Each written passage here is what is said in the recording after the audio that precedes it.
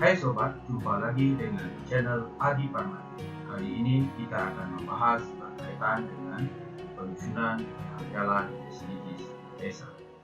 Amanat berkaitan dengan penyusunan peta jalan SDGs desa itu termuat dalam Permendes 21 tahun 2020, khususnya di pasal 12, di mana di ayat 1 disebutkan penyelarasan arah kebijakan pembangunan desa dan pemberdayaan masyarakat desa sebagaimana dimaksud dalam pasal 6 ayat 2 dilakukan melalui penyusunan peta jalan SDGs desa oleh kepala desa. Sedangkan pada ayat 2 disebutkan peta jalan SDGs desa sebagaimana dimaksud pada ayat 1 paling sedikit memuat sasaran SDGs desa, kondisi objektif pencapaian SDGs desa, permasalahan dan solusi dalam upaya pencapaian SDGs desa. Berikutnya berkaitan dengan potensi dan sumber daya untuk pencapaian SDGs desa, dan yang terakhir adalah berkaitan dengan rancangan program dan atau kegiatan pembangunan desa. Nah, bagaimanakah langkah dalam penyusunan peta jalan SDGs desa ini? Jadi ada beberapa tahapan yang perlu dilakukan di dalam melakukan penyusunan peta jalan SDGs desa. Pertama, dilakukan pembentukan tim penyusun peta jalan SDGs desa. Setelah tim itu terbentuk, nanti tim tersebut perlu mencari data berkaitan dengan skor SDGs desa dan rekomendasi program yang terdapat pada dashboard SDGs, yaitu berkaitan dengan data capaian SDGs. Berikutnya, di samping berkaitan mencari data capaian SDGs pada dashboard SDGs desa, jadi juga perlu mencari data pendukung lainnya seperti IDM, Prodeskal, dan lain-lain.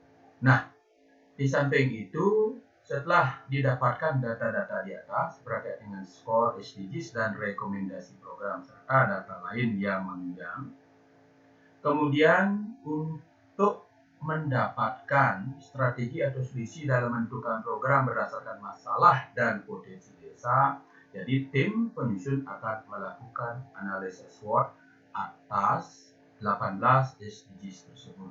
Nah, kemudian di akhir, setelah kita mendapatkan solusi dan program, akan dilanjutkan menentukan target pelaksanaan kegiatan per tahun sampai dengan tahun 2030.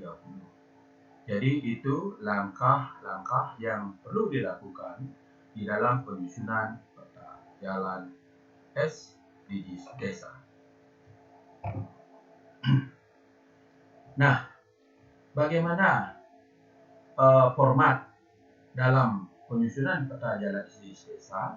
Jadi sesuai dengan amanat Permendes 21 disebutkan, jadi peta jalan SDGs desa itu paling tidak memuat berkaitan dengan sasaran SDGs desa, yaitu ada 18 tujuan daripada SDGs tersebut. Dari tujuan yang pertama adalah desa tanpa kemiskinan, kemudian desa tanpa kelaparan, desa sehat dan sejahtera, dan seterusnya sampai dengan SDGs 18, yaitu berkaitan dengan kelembagaan desa dinamis dan kebudayaan desa adaptif. Kemudian yang perlu didapatkan juga adalah kondisi objektif pencapaian SDGs desa itu. Ini kita dapatkan dari skor SDGs. Kemudian permasalahannya itu nanti kita akan dapatkan dari indikator dari setiap kondisi objektif pencapaian SDGs. Kemudian berdasarkan analisa SWOT kita akan mendapatkan potensi dan sumber daya untuk pencapaian SDGs desa. Kemudian juga kita mendapat solusi dalam upaya pencapaian SDGs desa tersebut serta rancangan program. Kemudian dibuatkanlah target pelaksanaan dari tahun 2022 sampai dengan tahun 2030. Jadi kira-kira beginilah format di dalam penyusunan isian peta jalan SDGs.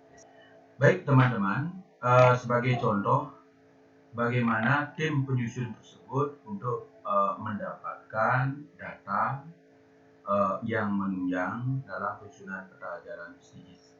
Sebagai contoh di sini admin desa dari Desa Dauh Puri Kajo setelah login ke dashboard SDGs desa, kemudian melakukan download berkaitan dengan skor SDGs desa. Nah, setelah di-download, inilah data yang didapatkan oleh admin Desa Dauh Puri Kajo, di mana skor SDGs ataupun capaian keseluruhnya sampai saat ini berdasarkan data inputan tahun 2021 yaitu 47,2%,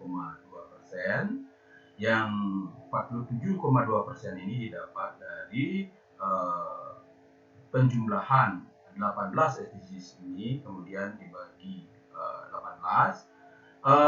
Kemudian dari capaian keseluruhan ini dapat dilihat berkaitan dengan desa tanpa kemiskinan itu capaiannya baru mencapai 62,36%, desa tanpa kelaparan capaiannya 33,29%, dan capaian berkaitan dengan desa sehat dan sejahtera baru 63,58%. Dan seterusnya. Dan sebagai contoh di sini di SDGs 15 yaitu capaiannya N/A. Ini artinya bahwa kemungkinan besar data belum dimigrasi ke dashboard atau memang inputan di tahun yang lalu mungkin tidak masuk. Jadi inilah data yang digunakan dimasukkan di dalam mengisi berkaitan dengan kondisi objektif saat ini. Berikutnya, data apa yang dibutuhkan adalah berkaitan dengan untuk mengisi permasalahan itu nanti diambil dari indikator setiap capaian SDGs. Sebagai contoh, nah setelah kita klik nanti SDGs 1 desa tanpa kemiskinan, sehingga muncullah capaian-capaiannya. Khusus untuk SDGs 1 terdapat 5 indikator di mana setiap indikator diuraikan lagi. Nah, di sini terlihat di Desa Dauh Puri Kajo yaitu tingkat kemiskinan desa untuk mencapai 0% saat ini baru mencapai 44,05%. Jadi perlu usaha yang dilakukan untuk menuntaskan kemiskinan di desa ini menjadi 100%. Demikian pula berkaitan dengan tingkat kemiskinan ekstrim di desa untuk 0% ini baru mencapai 49,72%. Jadi begitu data-data nanti yang diperoleh dari skor SDGs. Nah, kemudian data apa yang dibutuhkan lagi? Yaitu adalah berkaitan dengan rekomendasi program SDGs, yaitu berdasarkan atas skor tadi. Nah, itu juga nanti tim penyusun peta jalan SDGs agar mendownload data itu sehingga didapatkanlah rekomendasi program. Jadi rekomendasi program inilah sebenarnya merupakan peta jalan SDGs yang yang terukur. Setelah seluruh data yang dibutuhkan tadi dari SDGs berkaitan dengan skor dan rekomendasi program, kemudian tim di dalam nanti menentukan solusi atau strategi dan program, jadi perlu melakukan analisa SWOT. Jadi perlu melakukan analisa SWOT terhadap 18 SDGs tersebut. Jadi SWOT analisis itu merupakan metode perencanaan strategis yang digunakan untuk mengevaluasi kekuatan atau strength, kelemahan atau weakness, peluang opportunity, dan ancaman risk dalam suatu proyek atau bisnis perusahaan atau suatu spekulasi bisnis. Keempat faktor itulah yang membentuk akronim SWOT. Nah, teknik analisis SWOT biasanya diterapkan dalam penyusunan sebuah dokumen perencanaan, khususnya untuk membuat rencana strategis atau RESTRA. Teknik perencanaan ini menjadi populer untuk digunakan karena dapat digunakan untuk membuahkan suatu strategi pembangunan yang lebih terarah dan selaras dengan potensi yang ada di daerah atau institusi tertentu.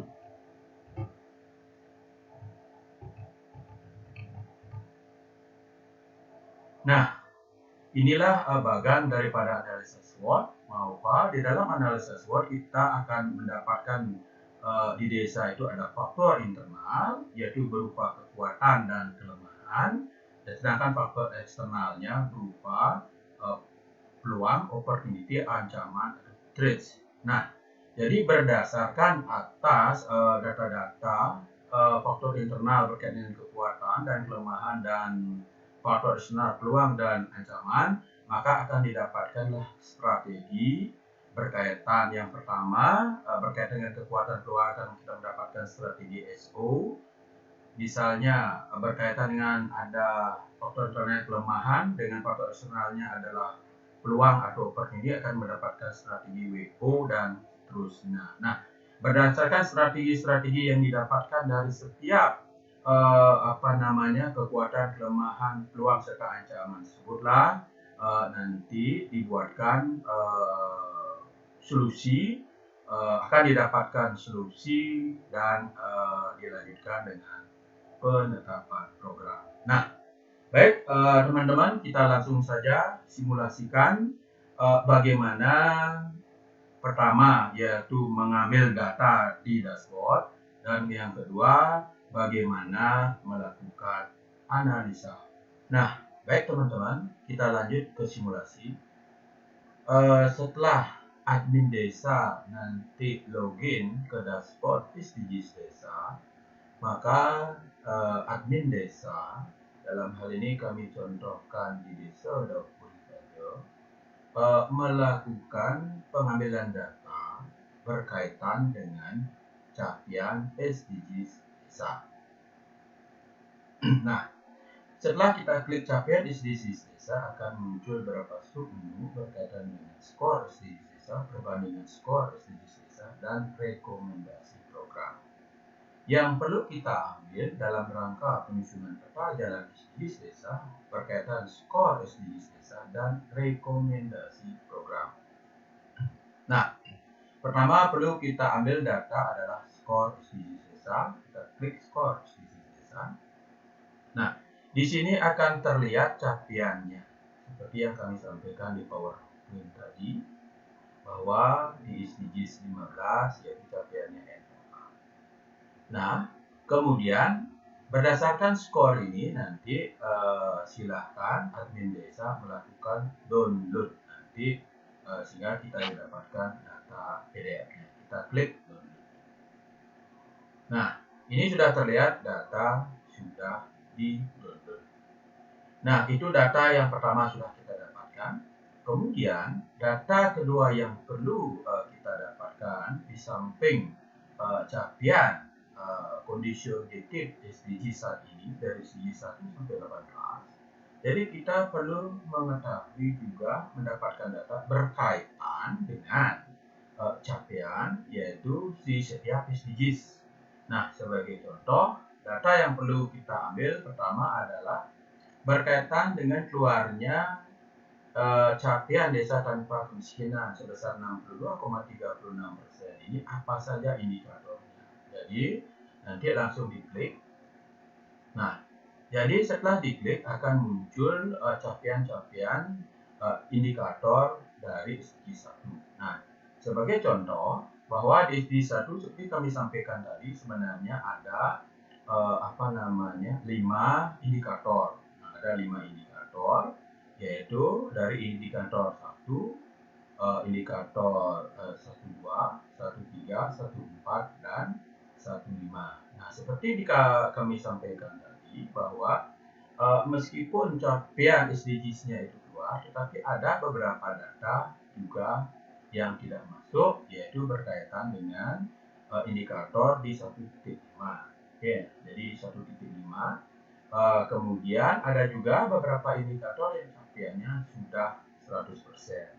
Dan ini bisa kita lihat nanti ketika kita download rekomendasi program, bahwa berkaitan dengan setiap indikator yang nilainya 100%, berarti rekomendasi programnya itu tidak diberikan, termasuk juga yang nilainya N per A, termasuk nilainya N per A. Nah, jadi data ini yang dibutuhkan dilakukan oleh tim di dalam dimasukkan sebagai bagian permasalahan. Nah itu teman-teman data pertama yang perlu didapatkan oleh tim. Setelah desa tanpa kemiskinan, kita juga perlu mendapatkan indikator desa tanpa kelaparan, dan khusus untuk desa tanpa kelaparan ini ada 3 indikator, dan di sini juga kelihatan yaitu baru di indikator 2.1 saja yang datanya masuk, sedangkan 2.2, 2.3 ini masih kosong. Nanti kita buktikan lihat dari rekomendasi program. Nah itu seterusnya sebagai kita masukkan sebagai bagian permasalahan. Karena itulah capaian-capaian saat ini untuk mencapai 100%, itulah yang perlu dilakukan usaha. Nah, setelah kita mendownload yaitu berkaitan dengan skor SDGs dari skor SDGs 1 sampai 18, kemudian dilanjutkan oleh desa mendownload rekomendasi program. Kita klik rekomendasi program. Nah, di sini sebelum download data nanti klik tampil. Nah, untuk mempercepat, jadi ini dia rekomendasi yang diberikan atas skor tadi. Nah, sebagai bukti berkaitan dengan SDG 1, seperti kami sampaikan tadi, bahwa di 1.5 itu nilainya adalah N per A, tidak ada data. Sehingga di rekomendasi juga tidak dimunculkan. Jadi demikian pula untuk skor SDGs yang sudah mencapai 100% tadi, ada di poin 148 dan 149, jadi itu juga tidak diberikan rekomendasi karena targetnya sudah terpenuhi. Jadi itu untuk goal 1, kemudian juga di goal 2-nya diberikan rekomendasi. Kemudian nanti data seluruhan ini bisa kita download. Nanti setelah klik tampilan seperti ini, kemudian kita klik download. Kemudian kita download semuanya. Nah, akhirnya data sudah terdownload. Jadi itu cara tim penyusun di dalam mendapatkan data yang dibutuhkan di dalam penyusunan peta jalan SDGs. Pertama adalah mendownload skor SDGs desa dan mendownload rekomendasi program. Baik teman-teman, jadi inilah rekomendasi yang diberikan oleh sistem atas skor SDGs di desa Dauk Purikajo.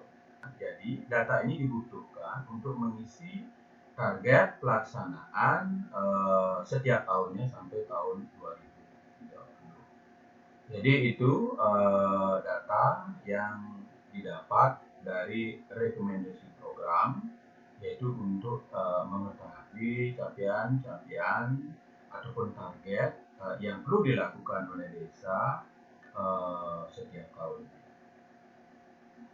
Baik teman-teman, kita lanjut. Setelah tim penyusun peta jalan SDGs desa mendapatkan data dari dashboard berkaitan dengan skor, kemudian mendapatkan data indikator dari setiap SDGs, kemudian juga mendapatkan data berkaitan dengan rekomendasi program.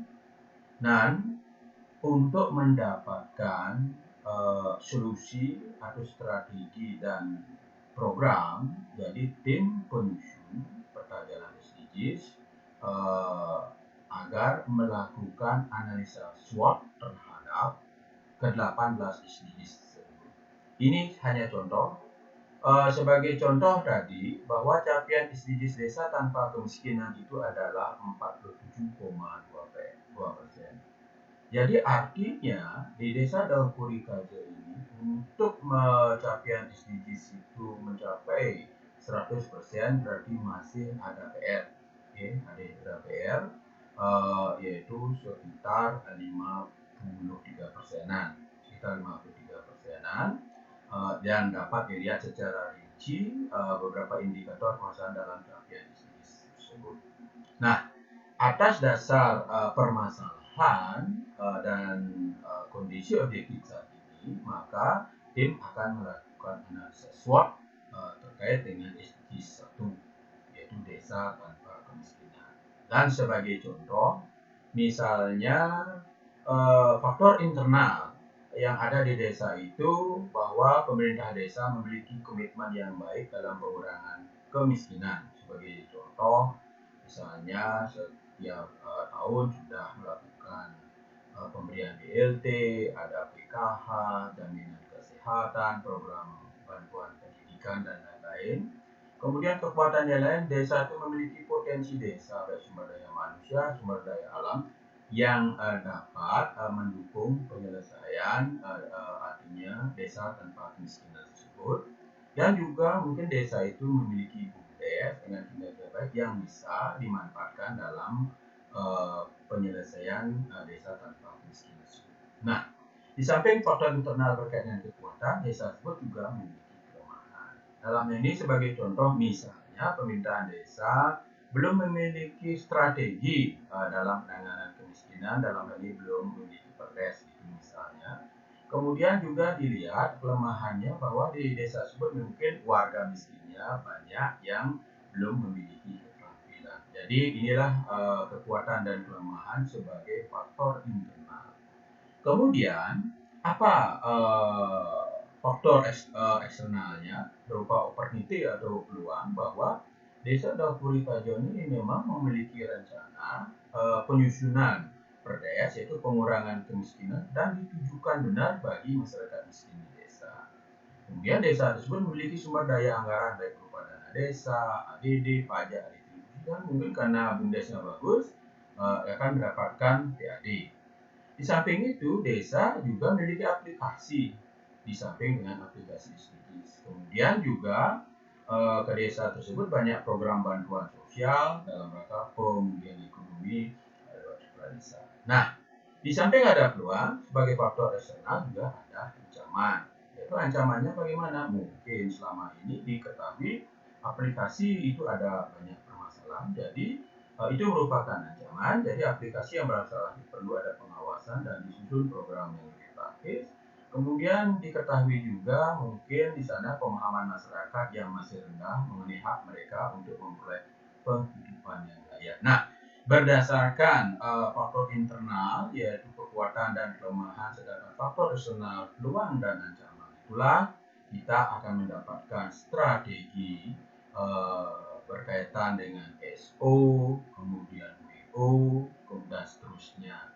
Dan setelah semuanya diperoleh strategi, sehingga kita simpulkan. Nah, berdasarkan atas data-data faktor internal eksternal tadi, maka tim dapat akhirnya memutuskan bahwa strategi atau solusi atas permasalahan SDG 1 sesuai indikator SDG tersebut, bahwa solusi yang pertama, desa akan melakukan optimalisasi pemanfaatan APBDes.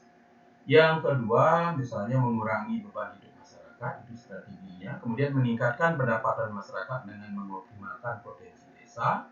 Kemudian penyaluran pendapatan terhadap orang miskin secara selektif. Kemudian selanjutnya memberikan pembinaan, pelatihan, dan keterampilan, mungkin itu strategi. Dan yang terakhir adalah strategi penanggulangan kemiskinan dan kesenjangan. Jadi itulah beberapa strategi atau solusi yang bisa kita dapatkan dari analisis SWOT. Dan berdasarkan strategi ini kemudian disusunlah rancangan program, dan kira-kira tim akan menyusun rancangan program ini. Misalnya akan dibuat program sosial jaminan pengaman sosial DPS kepada warga sesuai kriteria. Itu misalnya. Kemudian membuat program pengembangan usaha ekonomi produktif. Selanjutnya ada program padat karya tunai. Kemudian dibuatkan program jaminan sosial kesehatan. Kemudian program bantuan pendidikan bagi siswa rawan melanjutkan pendidikan. Kemudian ada program bantuan perbaikan rumah tidak layak huni. Kemudian ada program pelatihan keterampilan untuk menjawab permasalahan tadi. Kemudian menjawab masalah berkaitan dengan aplikasi. Ini perlu program adanya pengelolaan aplikasi desa, yaitu selalu ada pemeliharaan, maintenance-nya, sehingga tidak ada permasalahan lagi. Kemudian yang terakhir ada program misalnya penyusunan perdes berkaitan dengan penanggulangan kemiskinan. Nah, Jadi inilah sebagai contoh saja berkaitan strategi, solusi, dan rancangan program. Nah, baik teman-teman, jadi berdasarkan data itu semua tadi dan analisa SWOT nanti dimasukkan ke dalam format peta jalan SDGs desa. Sebagai contoh, sasaran SDGs desa pertama adalah desa tanpa kemiskinan. Capaian SDGs desa tanpa kemiskinan itu berdasarkan skor SDGs muncul 47,2%. Kemudian permasalahan itu kita ambil dari indikator yang dikeluarkan dari masing-masing SDGs. Untuk khusus SDGs 1 ada 5 indikator yang diuraikan lagi menjadi beberapa sub-indikator. Sebagai contoh, indikator pertama diuraikan menjadi 2. Di sini terkelihatan bahwa tingkat kemiskinan desa 0%, yaitu saat ini mencapai sesuai dengan skor yang dikeluarkan ataupun rekomendasi yang dikeluarkan itu nilainya adalah 44,05%. Nah, tetapi misalnya nanti desa itu beranggapan mungkin data ini kurang valid itu misalnya, jadi desa itu memungkinkan memiliki data pembanding lain, artinya memiliki data dari sumber lain, bahwa sebenarnya tingkatan kemiskinan desa 0% itu artinya sudah mencapai 70%. Bisa saja nanti ditambahkan. Demikian pula berkaitan tingkat kemiskinan ekstrim desa 0% ini saat ini mencapai 49,72%. Kemudian persentase warga desa peserta SDSN bidang kesehatan mencapai 9,8%. Ini artinya PR cukup besar untuk 100% dan seterusnya. Tetapi di sini ada juga berkaitan dengan poin 148 keluarga miskin dengan hunian layak subjektif ini sudah mencapai 100%. Demikian pula 149 ini mencapai 100%. Nah, ini seperti yang kita lihat tadi 1.5 itu bahwa individu miskin korban bencana yang tangani itu nilainya tadi N per A. Nah, di sini bisa saja kita tidak isi data, isi strip. Tetapi misalnya desa memiliki data pendukung atau pembanding lainnya, mungkin berdasarkan sumber lain, individu miskin korban bencana yang ditangani sebenarnya sudah mencapai 50%. Nah, atas data-data ini dari dashboard, kemudian berdasarkan data dari analisa SWOT, kemudian dituangkan ke format ini berkait dengan potensi dan sumber daya untuk pencapaian SDGs sesuai dengan sasaran SDGs-nya. Kemudian solusi apa yang kita dapatkan, kemudian rancangan programnya apa. Dan selanjutnya barulah kita buat target pelaksanaan per tahun dari tahun 2022 sampai 2030. Kalau kita ambil data rekomendasi daripada program SDGs, inilah datanya. Inilah datanya. Di sana itu kebanyakan dibagi data, yaitu berkaitan dengan tingkat kemiskinan desa 0% mencapai 44,05%. Jadi di sana masih ada sekitar 746 jiwa yang perlu ditangani. Jadi itu kemudian kalau di dashboard itu dibagi saja 9 sehingga ditaruhlah target-target setiap tahun. Nah, tetapi berkaitan dengan tingkat kemiskinan ekstrim desa 0% itu targetnya hanya 3 tahun. Ini sesuai dengan rekomendasi yaitu tahun 2022, 2003, 2024. Demikian seterusnya, tetapi berkaitan dengan poin 148, 149 yang capaiannya sudah 100%, maka target pelaksanaan itu 0. Artinya sudah tidak ada PR lagi. Nah, berkaitan dengan individu miskin, meskipun di sini tidak ada data, tidak ada data itu bukan berarti itu sudah selesai permasalahan, tetapi sebenarnya kemungkinan karena data tidak masuk, tetapi kalau desa memiliki data pendukung lainnya bisa dimasukkan sehingga didapatkanlah target-target pelaksanaan setiap tahunnya. Dan itulah dilakukan terhadap sasaran SDGs yang lain sampai SDGs 18. Dan untuk memudahkan lagi teman-teman dalam peta jalan SDGs bisa juga digunakan target pelaksanaannya dijadikan prosentase atas data capaian yang belum mencapai 100%. Jadi itu cara-caranya di dalam penyusunan peta jalan SDGs desa. Baik teman-teman, jadi itulah cara penyusunan peta jalan SDGs desa yang berbasis data SDGs dan data pendukung lainnya, serta berdasarkan analisa SWOT. Semoga tutorial berkaitan dengan susunan peta jalan SDGs desa ini ada manfaatnya. Terima kasih.